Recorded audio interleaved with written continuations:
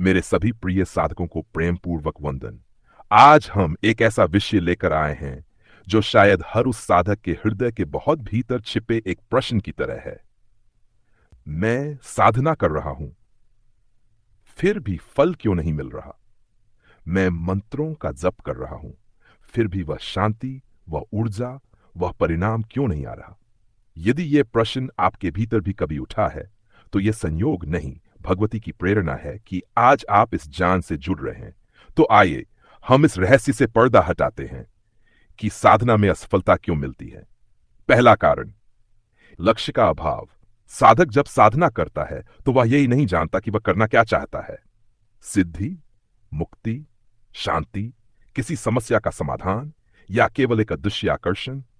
प्रिय साधकों, जब तक आप ये नहीं जानेंगे कि आप साधना क्यों कर रहे हैं, तब तक आपकी साधना एक नदी के बहाव जैसी होगी, जिसमें दिशा नहीं, केवल गति होगी। स्वयं से पूछिए, मैं क्यों साधना कर रहा हूं? यह प्रश्न आपकी साधना की आत्मा है। दूसरा कारण, नियमों की शुद्धता का अभाव। आप किसी भी मंत्र का जप करें, लेकिन यदि समय गलत है, विधि गलत है, मन अशांत है, तो वह साधना केवल शब्दों का शोर बन जाती है। मंत्र कोई जादुई शब्द नहीं होते, वे ब्रह्मांड की ध्वनि तरंगे हैं और उन्हें सही ढंग से स्पंदित करना पड़ता है। तो नियमों का पालन कीजिए। तीसरा कारण, गुरु का अभाव या गलत मार्गदर्शन। बिना गुरु के साधना वैसी ही होती है जैसे अंधेरे में तीर चलाना। शुरू में कुछ ऊर्जा मिलती है, पर फिर साधक भ्रम में डूब जाता है। गुरुवत जो साधक के भीतर के अंधकार को जलाकर उसके मार्ग को प्रकाशित करता है। कई लोग आजकल किताबें, वीडियोस देखकर साधना शुरू कर देते हैं, परंतु जब राह कठिन होती है, तब केवल एक सजीव गुरु ही साधक को बचा सकता है। अधीरता। अरे भाई, 3 दिन साधना की और तीसरे दिन ही पूछते हो, अब तक असर क्यों नहीं हुआ? यह साधना है, कोई इंस्टेंट कॉफी नहीं। धैर्य ही आपकी अग्नि है। जो धैर्यवान होता है, वही ब्रह्मशक्ति को धारण करने योग्य बनता है। पांचवां कारण, मन की अशुद्धि। आप एक ओर मंत्र जपते हैं, दूसरी ओर ईर्ष्या, क्रोध, मोह से घिरे रहते हैं। तो यह साधना वैसी है जैसे साफ पानी को कीचड़ में डाल देना। प्रिय साधकों, मन की शुद्धता सबसे बड़ी तपस्या है। जब तक भीतर का कमल न खिले, बाहर का कोई पुष्प नहीं महकेगा। छठा कारण, साधना में स्थायित्व नहीं। आज किया, कल छोड़ दिया। एक दिन ध्यान किया, फिर 7 दिन फेसबुक पर लगे रहे। साधना एक लौ की तरह है, उसे बुझने मत दीजिए।